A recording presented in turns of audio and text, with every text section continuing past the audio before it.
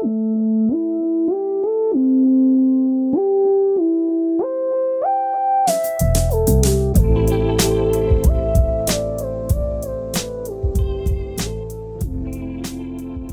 are listening to the Drunken Pen Writing Podcast. I'm your host, Caleb James. With me today, Spencer Church.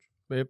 I didn't come up with a name for you today, but I'll give you one at the end. I'll just slap it in real haphazardly. Yeah, that sounds good. Post-production. We're behind schedule today.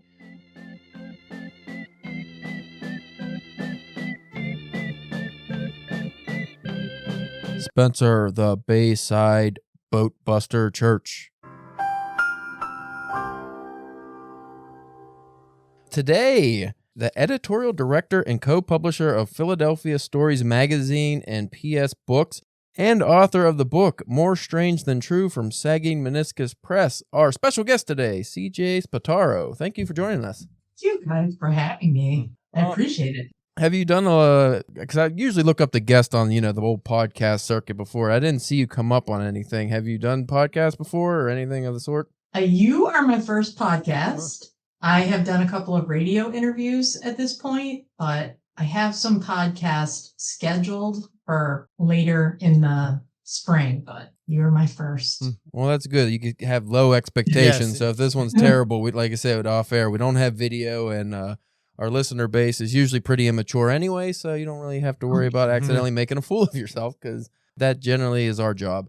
So your book is really interesting. The synopsis for it, not to just crib off your website, this is actually from the Sagging Meniscus site.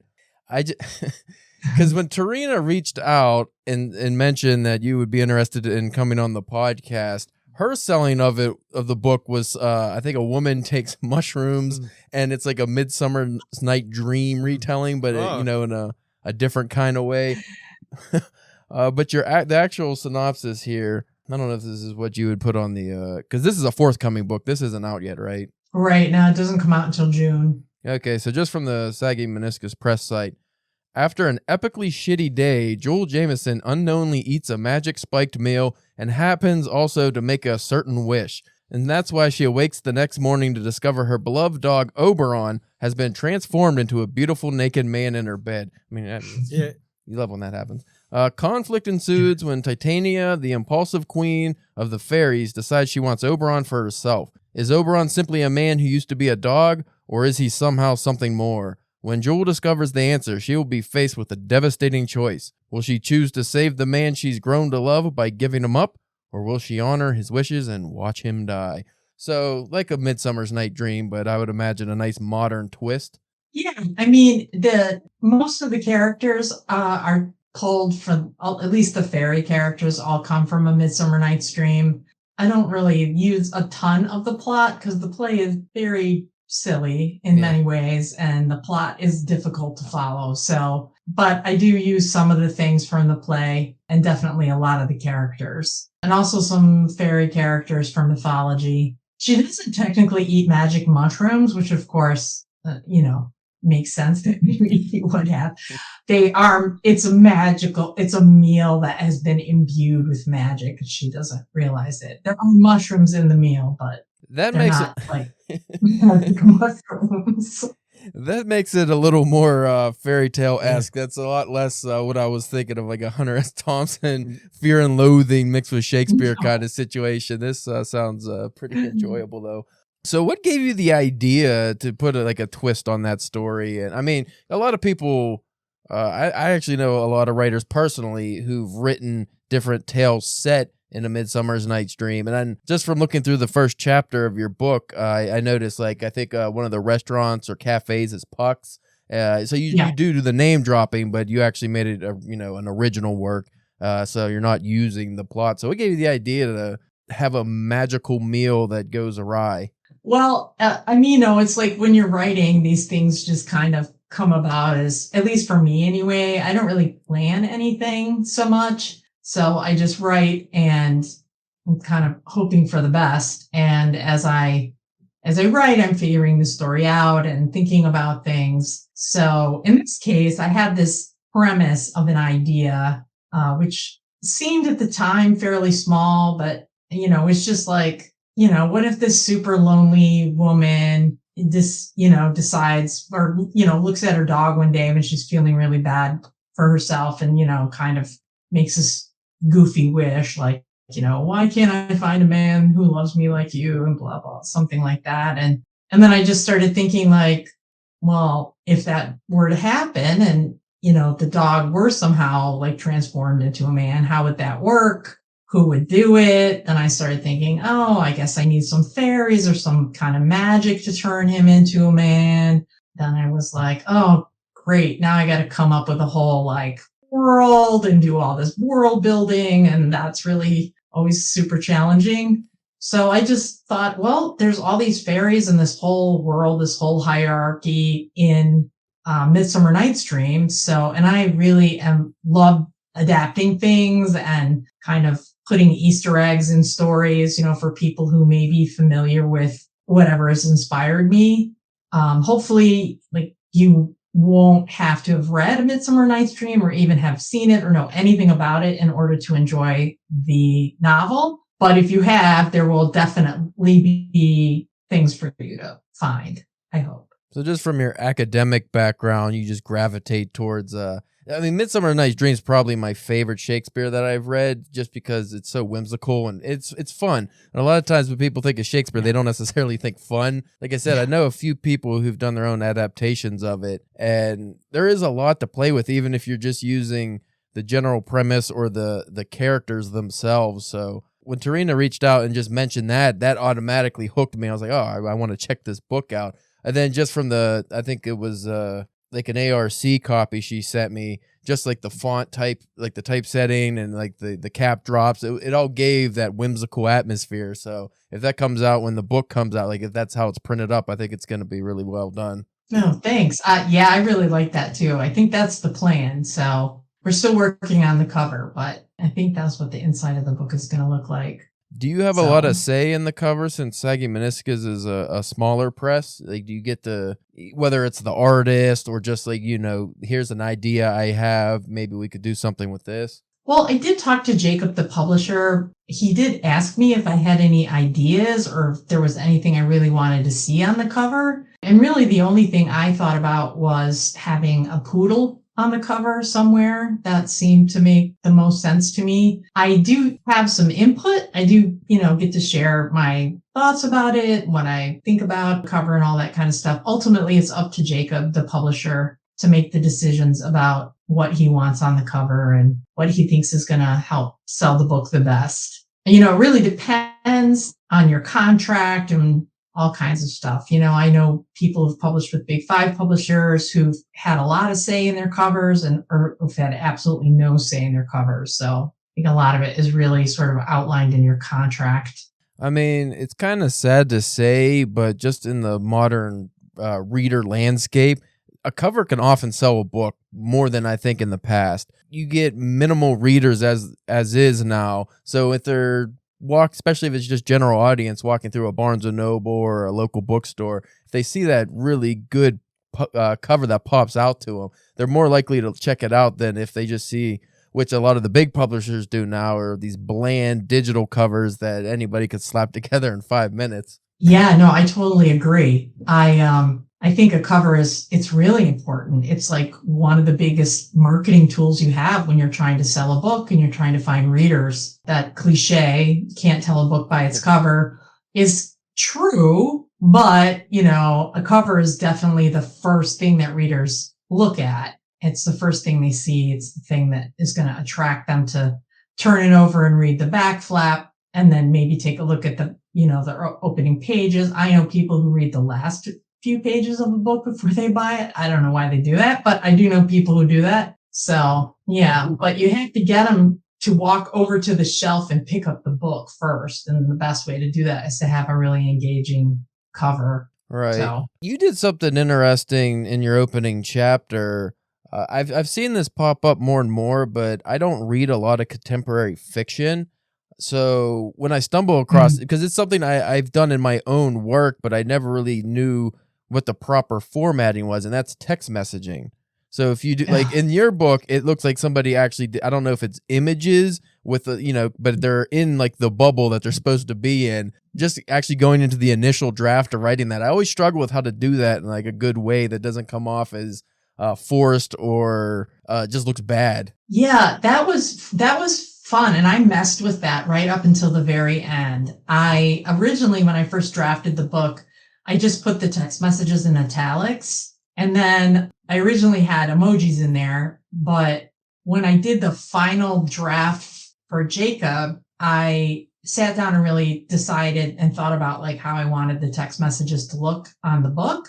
And I found some better emojis. And then I took some bad words out and put emojis in instead. So that it was super fun kind of figuring that all out. And I've seen it done a bunch of different ways. So I just thought the text bubbles would work pretty well, and Jacob liked it. So the two problems I have encountered when I have done that, one, the emojis themselves, unless I am on my phone, just having them present, like on the computer, you actually have to like search, or I don't know. I use Google Docs usually for short stories. So, and then if I'm using like if I'm writing a longer work in Scrivener, I don't even know if they have an emoji option. But so usually I do the old school Nokia, just like a colon and a parentheses or whatever, and I'll get to it later. But the bigger problem I have is it's usually when I'm writing younger characters, how do they text now? Oh. Because I don't have a lot of young people in my life that I, communicate with via text. So it's like, what are they texting like teenagers when I was younger? Because that was, just a lot of you, are, and just poor spelling and grammar. But now I have no idea. Well, there for a while it was just emojis. Like people use like holographs, which just like sending you full text messages and emojis, and you were supposed to figure it out. Just went full Egyptian. Yeah. We regressed. I couldn't tell you. I actually went on a website and for those emojis, and I literally cut and pasted them into the text. So that's how I did it. I just copied them, clicked them, and just stuck them in there. So that's an easy way to do it. Yeah. So you've done, just working in publishing as well, you've come across, I would imagine, a lot of modern, I don't know if you're actually reading the submissions or whatnot, but if you have, what do you think of the current landscape of young writers coming up, and also their style of writing versus, maybe when we were younger? Yeah, so I did, for a long time, I was the fiction editor and then the editorial director at Philadelphia Stories. I have passed the baton on to a new person, so I'm not doing that anymore, but I work with a lot of students, as the MFA program director. For like 12 years, I've been teaching this class. I didn't do it this past fall, but up until last fall, I did it every semester. I did it every year, like starting in 2010, taught a novel workshop class where I got to read drafts of student novels. So I think we've read a lot of drafts of books in my day, I would say. At least the students in the program that I run, a lot of students are writing fantasy, writing epic fantasy, writing YA, which is different than when I got my MFA. Most people were writing literary fiction. There were some people writing fantasy and science fiction, but not as many as there are now in the program. Plus, I think the program's kind of made a name for itself for YA and middle grade writers, especially. We've had some really successful alumni go on to do some really big things in those genres. So that's probably why we have so many students who want to write in that genre. But I don't know, like as far as like style, or I don't know. I think a lot of students that I see, a lot of young writers that I see are very interested in writing stories that speak to them. See a lot of stories with queer main characters, stories, with BIPOC main characters. So, I mean, these are the kind of things I see, which I think it's all positive. It's all really good stuff. So sounds like it's mirroring the contemporary poetry scene a lot, where it's a lot of personal things rather than bigger ideas and themes. It's more centered on the self and identity, which isn't a bad thing. I mean, anything could be overdone, so you have to wonder at some point maybe that'll start to change, just because when anything gets too popular, after a while people stop reading it as much. But like you mentioned, the genres in literary fiction, I think, has fallen off good bit lately in the last 5 or 6 years. Even like a lot of the bigger literary journals. Yeah, I think, Oh, I'm sorry. I kind of missed the end. Were you talking about the literary journals kind of falling off? Is that? Yeah. They just, like a lot of the literary journals have just kind of, like their sales have dropped and they just don't seem to have much of a readership. And I even wonder how many people are submitting to those now compared to even in the early 2000s. Probably, listen, doing a print journal, I was very heavily involved in running Philadelphia Stories for 18 years, and putting out a print journal every quarter was a challenge, just finding the money to pay for things, finding the money to pay the authors, do all of that. It was a ton of work. And so part of it is, I think traditionally these, really big, well-known literary magazines were always kind of associated with a college or university that paid the bills. And there's been so many cutbacks in higher ed that what's happened is a lot of literary magazines have lost their funding. And if they can't figure out another way to pay for things, then they just end up folding, which is, kind of sad, but it's kind of inevitable. I think you're right, what you were saying about like maybe stories now sort of focusing on the self a little bit more than they had previously. And I'm sure that will continue for a while, and then it will morph into something else. That's kind of the way it works. Well, on the positive side, a lot of genre publications have popped up over the last couple years. And when I'm submitting work, I find that the genre stuff is way easier to get into now because there's so many up and coming anthologies and publishers and presses. And, in the early 1920s and 30s, you had the pulp era, which was very popular. But then at some point that kind of dropped off and gave way to the literary fiction, which seemed to take precedence for a while. So it is nice to see there's a resurgence in that. And I like that, like you were saying, you were dealing with a lot of fantasy stories, sci-fi, things that seem the general readers would be more interested in versus just like academic readers. Yeah, I think what I'm seeing right now, and when I think about my work, is kind of a mashup of literary fiction and speculative fiction, whether it's science fiction or fantasy or horror or suspense or whatever. I've kind of dabbled in all of those things, mostly science fiction and fantasy, but yeah, all kinds of things. So it's just kind of an approach. And there are a lot of, science fiction and fantasy magazines out there. But the big ones that have been around for a long time, like Asimov's and fantasy and science fiction, and some of the newer ones, but also very prestigious, like Clark's World and Uncanny, and those magazines are harder to get into than anything, I think. I think it's really hard to get into those magazines. So it can be really challenging. And I personally have had better success sending out my speculative short stories to literary magazines that have a broad readership than I have approaching traditional science fiction or fantasy markets. It's tough sometimes. Well, when you get into the bigger names like Asimov and Clark's World, there's just so many submissions that you're probably not even getting read on. It's like submitting to the New Yorker. You're probably not getting your work read. You're just in a pile. I mean, they might get back to you with a rejection, but who's to say they actually read your work, Yeah. Because one, those are all good pay markets too, I believe. And two, just the prestige of getting in one of those, that could really, not just a resume boost, that could actually elevate you to the point where publishers will start taking you more seriously. You have a book out and it's like, hey, I was in Asimov, I was in this and that. And they'd be like, oh, this guy might actually have something worthwhile versus, somebody who's published in No Name Weekly. It's just, it's a tough gambit to get into writing when you want to get your work read by a lot of people because the markets that and the publishers that actually have a big readership, it's like, good luck, I personally don't know too many people who've been published in those kind of magazines outside of actual best-selling novelist and whatnot. I have a pretty good friend who has been in both fantasy and science fiction and Asimov's probably more than once. He writes mostly fantasy and horror. His name's Greg Frost. Yeah, it's interesting because we were both kind of complaining the last time we were together about Uncanny. now is to get into that magazine. So it was just kind of funny. Plus, he's been published by those big magazines a lot, and yeah, it's challenging. I had a story sort of. Well, it was there's a.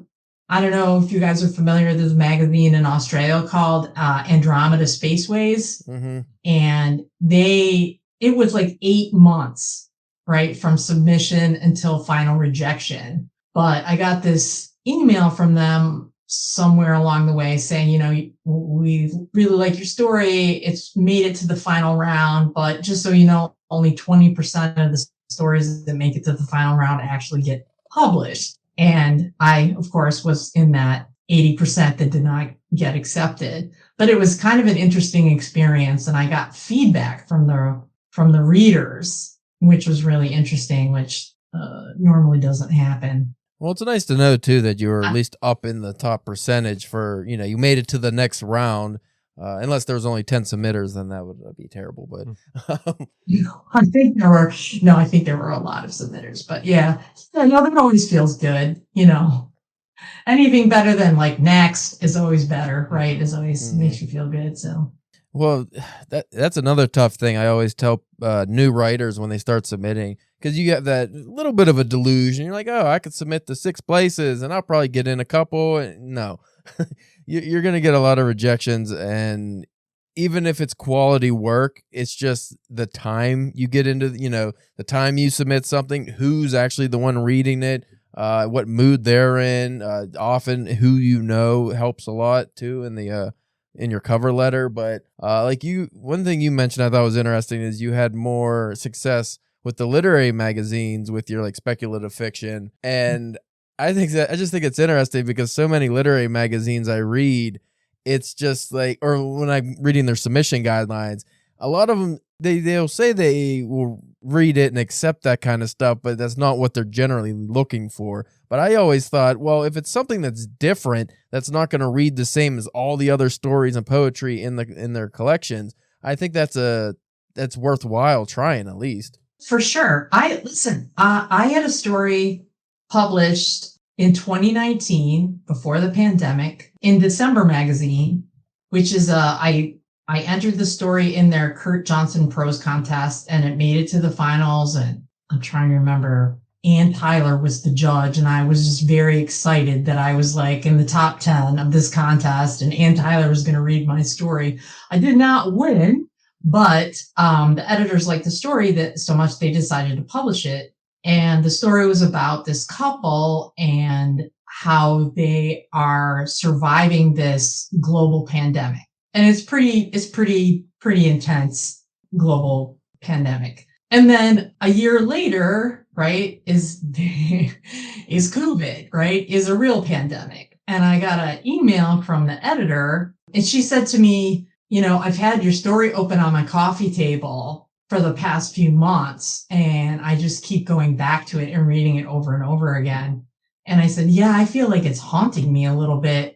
So she was like, it's kind of amazing how much you got right. And she's like, of course, you didn't get everything exactly right. But I'm like, yeah, it is kind of freaking me out a little bit. And so they republished the story. And then it was also like in the reprint of Sequestrum. So, I mean, these are like more traditional literary magazines that are more open to like stories with like more speculative elements. I think what most more traditional literary magazines are probably not going to be interested in is, epic fantasy, sword and sorcery kind of stuff, or really hard sci-fi. Although I'm sure if someone like, Ted Chiang sent them a story, they would be more than happy to publish it. So.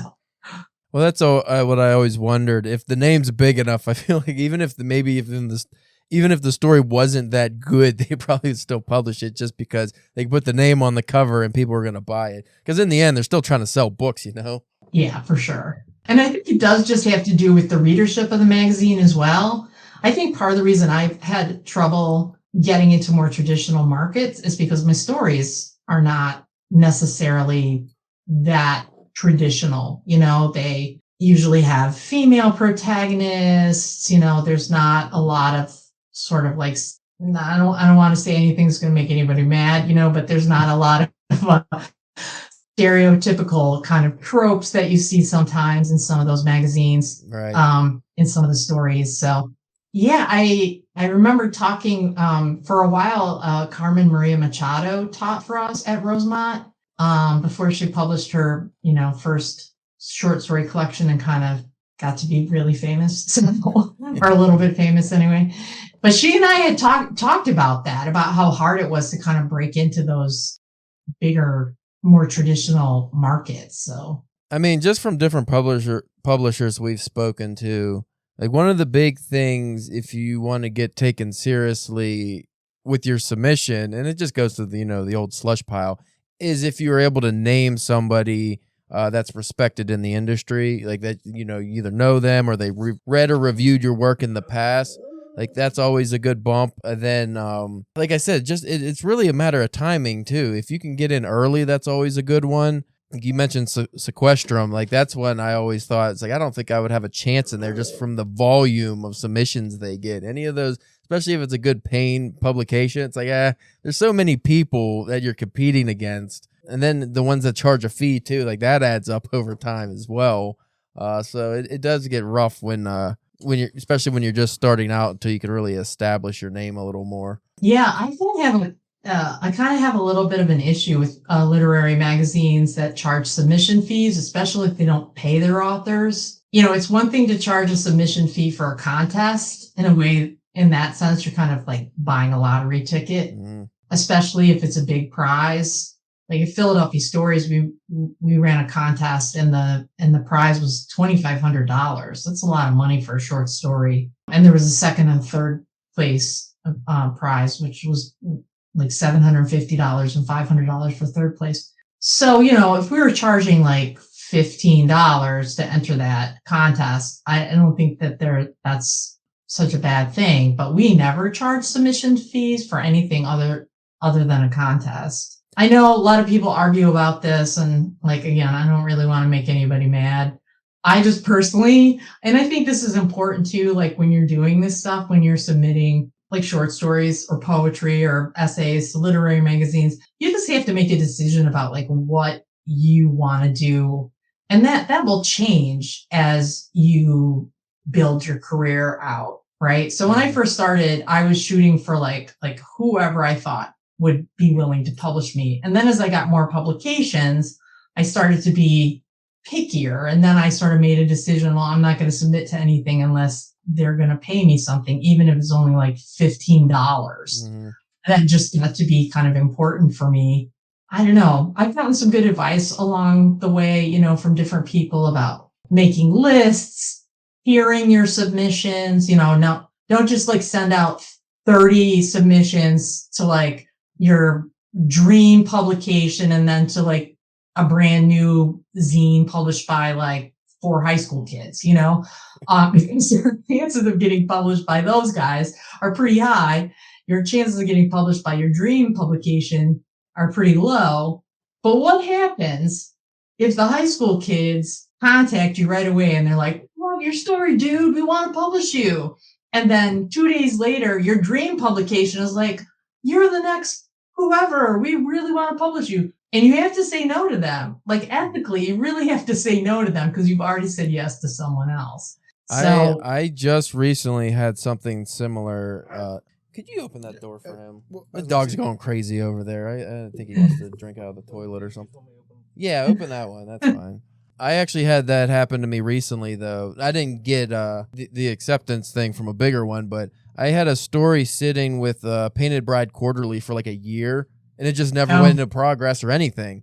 And I was just like, all right, I'm done with this. So I submitted the story to a few other places, and then one of the places I submitted to, I think it's called Mini Mag. It's just like I think it's just a digital only, and it's like a weekly publication maybe or something. Oh, wow. Okay. Yeah, it's supposed to be something. I think it could be print. I don't remember, but I think what they do is they publish weekly for commuters, like on subways and stuff in New York. So I was like, okay, and I don't even remember why I submitted to them. I actually submitted a story that wasn't very good that I've been sitting on. I was like, I hope they'll take that one. And then I submitted the other one as well, just thinking, well, just in case, maybe they'll like it or something. And then they almost immediately accepted the one story. And then when I reached out to Painted Bride Quarterly, just to withdraw, they emailed me immediately. I was like, oh, sorry, we couldn't get back to you sooner. Congratulations on your acceptance. Like, why couldn't you have been that so speedy? Like, couldn't you have been that speedy with the reading of the thing, Oh, well, yeah, Painted Bride's a little notorious for hanging on to submissions for a really long time. So I'm sorry that happened to you.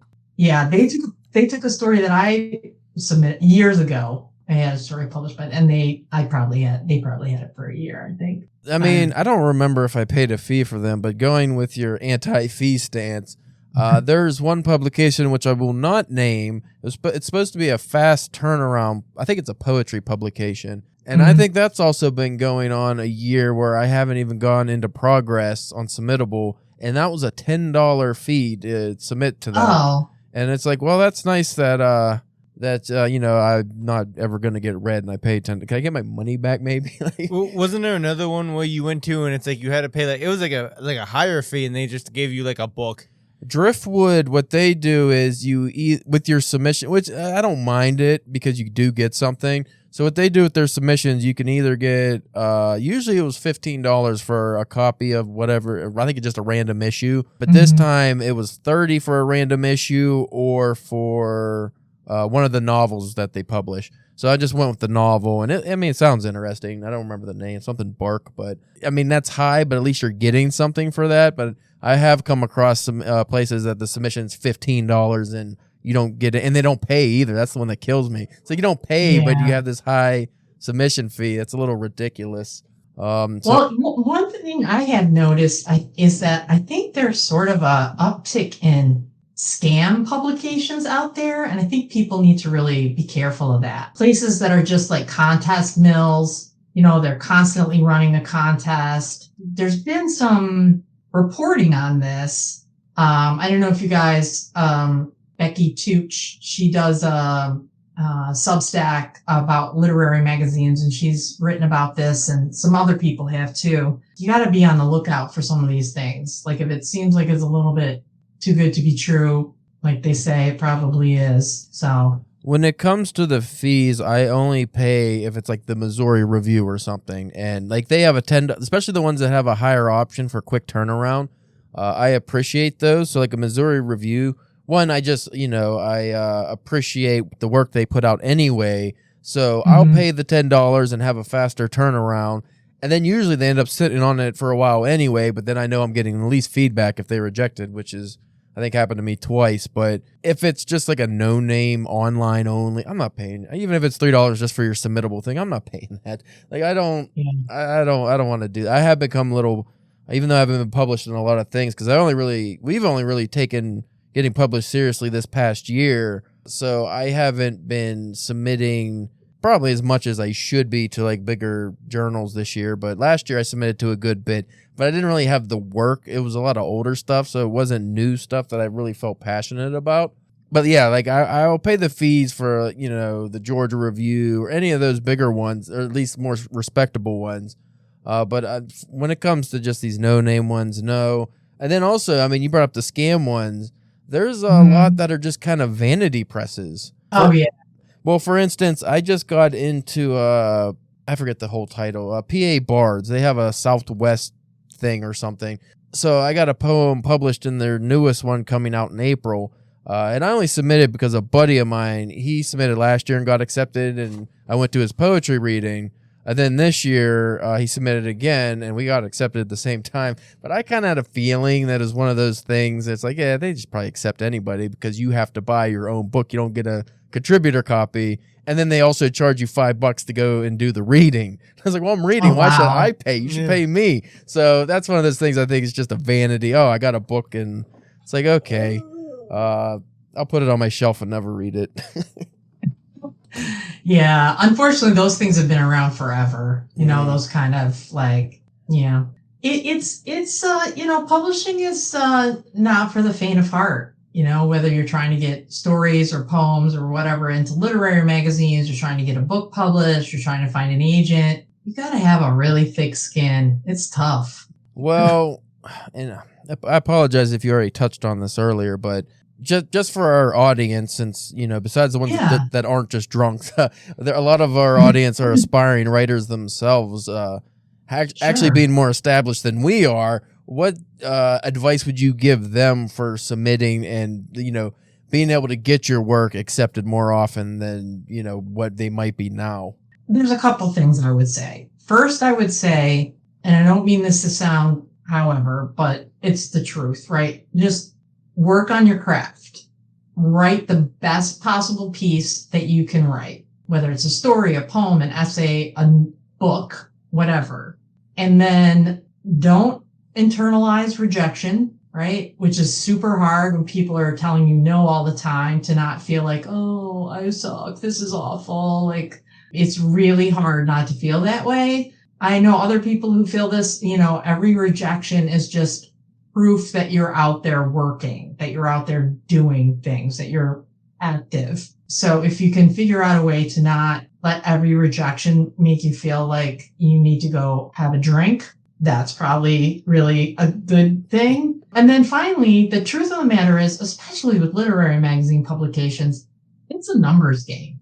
Like, if your work is as good as it can be, then it's just a matter of finding the right editor. Just because your story or your poem doesn't get accepted somewhere, and I learned this really early working at Philadelphia Stories, when I started reading all these submissions and realized there was a lot of really good stories that we just didn't accept. We didn't have room for them. It's too similar to something else we'd already published. There's all kinds of reasons why you reject things that you reject stories that are really good. So you just have to keep sending them out there, and eventually you will find the right editor, the right person who will respond to your work. And when you find that editor, like, I've had some incredible conversations with editors. I don't know, as a writer, it just knowing, even if it's just one person, knowing that you've like really connected with them on an emotional level is maybe some of the most satisfying experiences I've ever had. So it's totally worth it to just keep plugging away. That's what I would say. And going on with your not taking rejections personally, don't take if it's negative feedback personally either. I'm talking about reviews. I mean, like, say you submit somewhere, and I've had this from like random horror. I can't remember the name of it. One of the bigger horror publications. They didn't like one of my stories, and they told me why. And then another one went around, and the same reasons that person didn't like them from the previous one, this reasons why they did like the story. So sometimes it's just an actual matter of taste. Some editors, they read something and it doesn't hit them right, and you might submit it somewhere else. Someone else might really love it. So you don't just immediately go, oh, they didn't like this must be terrible. Or 10 people didn't like this, it must be terrible. You can get the right person, and that's all that really matters. You're only trying to get one. Right. I mean, you obviously want your dream publications first, but at some point you do have to accept just what you can get, and hopefully it's decent, and hopefully they pay. That's another one. I come across a lot of non-paying publications, and it's more about the prestige of getting published, and I'm like, but you're selling books that my story's in. I want some money. Even if it's $10, I just want something to show for my work. Something you could say that, like, that technically you're a paid author. Yeah. Technically, like you said, it may only be $10, but it's something. I mean, some of the one of the highest markets for short stories and even poetry, pay wise, is a podcast. Like a lot of bigger podcasts and fiction podcasts, they actually pay a decent money per story, and sometimes they're easier to get into than print publications because the rights are different. Like a lot of them, it doesn't matter if your story's published somewhere, because usually it's like 6 months or so. I think the rights revert back to the author, so they don't care. They're not publishing the print version of it, so they could do whatever they want with the audio. Right. Yeah. I've had some pieces accepted for audio journals, which was kind of fun. I had a piece like a long time ago. There was this journal in London called 4 minutes 33 seconds. It was named after the like really famous piece of non-music by John Cage. So all the stories had to, when you read them, they had to be shorter than 4 minutes and 33 seconds. So it was basically Flash. And that was really cool because I think that was really one of the first journals that was audio only, and they don't publish anymore, but I know they did invite me to come to a reading in London. I was like, well, that would be really nice, except I live in Philadelphia. That would be really cool though. Like, when do you get to say, I did a reading in London? Like, no, I just sort of fantasized about it, but obviously was not able to go. But yeah, it was super fun. Segi Meniscus published one of my short stories, and they did it as a podcast, and that was, with sound effects and all kinds of stuff. That was really exciting. And you get to hear a story that you've written, like, performed like that. It's like, I know, it's a little bit of an out-of-body experience. It's like, wow, did I really write? It always sounds so much more. Cool. It always sounds so much more dynamic coming from somebody else than from you. And then with the sound effects and everything, it's like, oh, this is like real professional. Like, it's weird that you wrote that because you're listening to it and it's almost like it's not your story. It happens, but it just seems so new and fresh. That's a fun thing.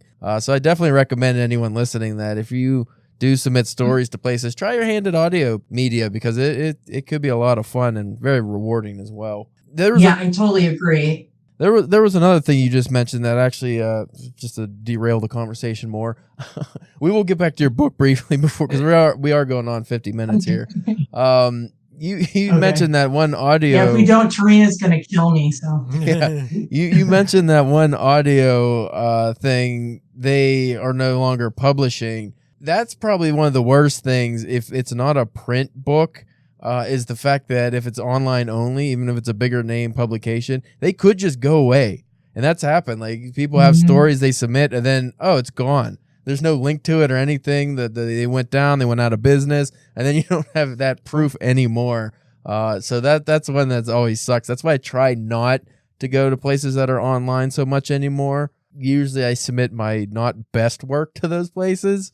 I know that sounds horrible, but at the same time, it's like, if it's not paying and it's online only, I don't think I want to submit something that I worked on for months at a time, Yeah. Yeah, you can't. I mean, sometimes there's just nothing you can do about it. I know, early on, I have had several pieces in magazines that no longer exist. So that's the way it goes. You can send them to somewhere else if you want. So yeah, I'd say I even worry about that with just some of like the genre places that we're getting into, like, you know what I mean? Like, there are a lot of smaller, just like one or two people kind of doing it. And it's just like, if you don't get enough books out when they first come out, like, and then like a year from now, you might find somebody else that wants like a copy of the book or whatever, and you can't, there's no, you can't get it anymore. I mean, even big authors have come into, maybe not the biggest authors, but the books go out of print, and then the publisher just never wants to print them again. They don't do another run,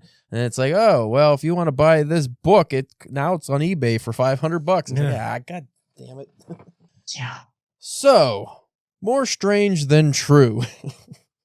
An hour later, I don't know what other questions I really have to ask about the book. I was going to ask if you're working on anything else or have anything other, down the line here. But before we get to that, what is the release date of this book? June 24th, I think, is the official pub date, but it'll be available, in June. So are you going to do like a book tour or anything, or do signings, or? I'm always interested to, because I know Tyler Gore was doing readings of his.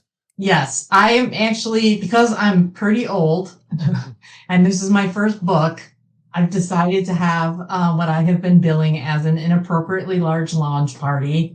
I'm going to have like a giant blowout in South Philly and invite every human being that I know. If you guys want to come to Philly, you're welcome to come to the party. It's going to be on Friday, June 21st at the Mummer Museum. And I do plan to do some readings. I'm originally from Michigan, so I will be doing readings in the Philadelphia area, hopefully DC, other Maine, maybe Chicago, other places where I know people and have friends that will help me get people to a reading, and then do some readings in Michigan. So that's the plan, but I'm working on all of that right now. Have you released any excerpts anywhere that people can check out? I have not. It's not a super easy story to excerpt. So there's not like chapters that really would stand alone as a story. And normally to like submit to a magazine or something, they really wanted to kind of read like a story. So I haven't really done much of that, but I actually haven't done any of that. That's what I always no. That's what I always wondered when I come out with a novel. It's like, well, if it doesn't read like especially if it's not a cliffhanger style novel where a chapter ends with something that keeps the reader reading, I got to read the next one now. A lot of publishers, I don't think, want that in their magazines or on their websites, because it's almost like, classic literature. A lot of it, the first chapter or two, it's just meandering and long. There's a lot of stuff.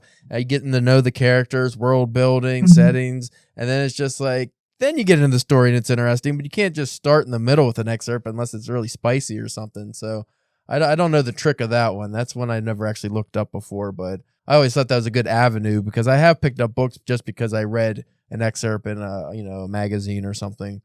So any works down the line, anything else on your mind that maybe this needs to be the next novel?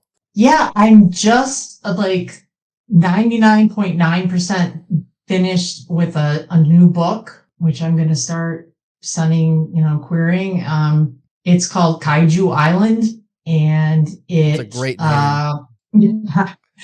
Thanks. It has kaiju in it. It's got a lot of kaiju in it. And it's, I'm kind of obsessed with Godzilla. And I would say this book was definitely inspired by classic Japanese kaiju films and things like King Kong, and even other American films like Attack of the 50-Foot Woman, things like that. So it's historical, and in some ways it's very literary in that the story is told from multiple points of view and lots of different things. But that was super fun to write, and that's just about done. And I also have a short story collection that I'm querying too. So, and then I have another book that that's in my head that I need to start writing soon, or my head's gonna explode. So, well, no shortage of fun stuff. By the way, that kaiju book, that's like right up my alley, like a literary monster story. Like I will have to check that out when you get that published. But promotion time. Do you have what website, social media, all that fun stuff? I am on all the social medias pretty much. I don't really post on TikTok. I'm more of a cat video shanty lurker on TikTok. But I do post on Instagram, Facebook, X, and LinkedIn, fairly regularly. Like if I do some promotion, I'll be out there, and the occasional rant, and a lot of pictures of food, things like that. My website is cjspataro.com. It's pretty easy, and any upcoming events or things that I have going on will all be posted on the website, and as soon as pre-ordering information is available, that'll all be posted there as well. All right, excellent. Well, I wish you luck with the book. I hope it's a roaring success. Since I already have a copy, I'll probably start reading that here. Once I finally finish Don Quixote, I've been stuck on that for a while now, but once I finish that, I'm almost done with it. I might, because you're just the tag, like again, the Midsummer Night's tagline. I don't think it's really a tagline, but just the elements of that in there just made me really interested in it. So for you Shakespeare fans out there, even though it doesn't really have anything to do with Shakespeare, check it out. You'll like it. I promise. If not, Spencer will give you $5. Probably shouldn't say that, but thanks, Spencer. He's kind. Shakespeare is sort of a character in the book, so a little bit. All right. Well, we thank you folks for listening as well. If you want to follow us, and I guess the links for this episode, if you're not, well, that wouldn't make sense because they're already listening to it, but at DPW Podcast, we are on X, Instagram, Facebook, and YouTube. I probably should start a Blue Sky for this at some point. Seems like a happening place now, but yeah, I'll get there. Then Spencer, he's here as well, I guess. I don't know. I'm over here. You don't have anything to promote. And today I don't have any publication news, so again, thank you for listening, and we will check you all out next time.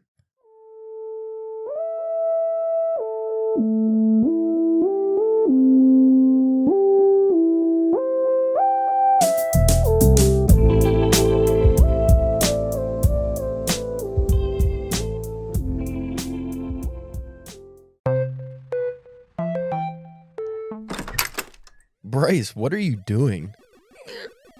Trying to, game. What? This game is really hard. Pac-Man? Yeah. Dude, you're supposed to be playing the game for next week's episode of Arcade Bookshop. I mean, I will. I'm really close to beating this. Right. And what about the book? Huh? We're supposed to finish a book for the podcast too? Oh yeah, I finished that last week. Yes! Oh, did you finally beat it? Uh-huh. The first level. Oh boy. Listen up now, when the leave on, get ready for Arcade Bookshop. With your ball, and play a game, check it out. Don't be lame, listen up now, when the leave on, get ready for Arcade Bookshop. You can listen to new episodes of Arcade Bookshop every other Monday on Spotify, Apple Podcasts, YouTube, or wherever you get your pods. You'll always find us with a controller in one hand and a book in the other. When the leave on, get ready